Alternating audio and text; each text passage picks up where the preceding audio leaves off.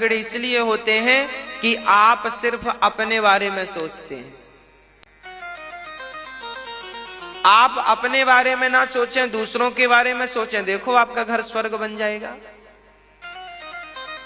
सास सोचती है अपने बारे में, सास को लगता है कि मैं अपने बारे में सोचूं और अपनी बेटी के बारे में सोचूं बस। सास बहुत कम सास ऐसी होती हैं जो अपने बहुओं के बारे में भी कुछ सोचती हैं, कम सास मिलती हैं ऐसी।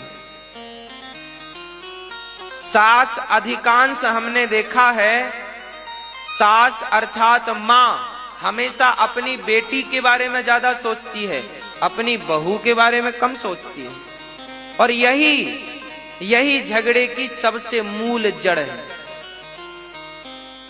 यहीं से झगड़ा पनपता है। कौन समझाए इन लोगों को कि जितना प्यार तुम अपनी बेटी से करती हो इतना ही प्यार अपनी बहू से करने लग जाओ, जितना सम्मान अपनी बेटी का करती हो। अरे बड़े लोग ये सोचते हैं कि हम तो बड़े हैं, हम थोड़ी सम्मान करेंगे। ना साहब, गलत सोच रहे हैं आप।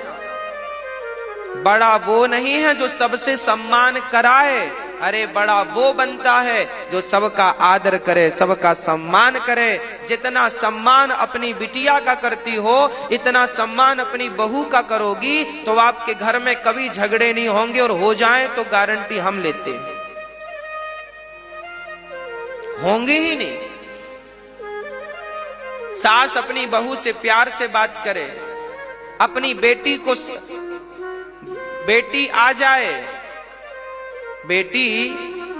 आ जाए मायके तो माँ उसके लिए अचार भी बांधती है, घी भी बांधती है, ये भी ले जा, वो भी ले जा, सब ले जा। और बहू रोज तुम्हारी थाली धुलती है, साड़ी धुलती है, उसे फटी साड़ी भी नहीं देती हो, ये तो गलत बात है।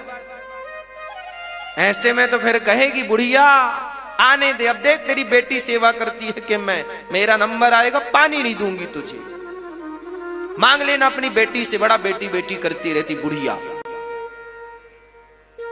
फिर बहुएं बदला ले लेती हैं, फिर सासें रोती हैं बहू सेवा नहीं करती।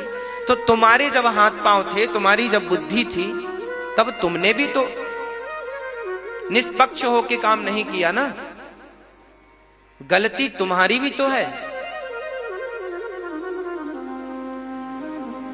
क्यों घर में आग लगा लेते हैं आप लोग? क्यों इतना पक्षपात करते हैं? और याद रखना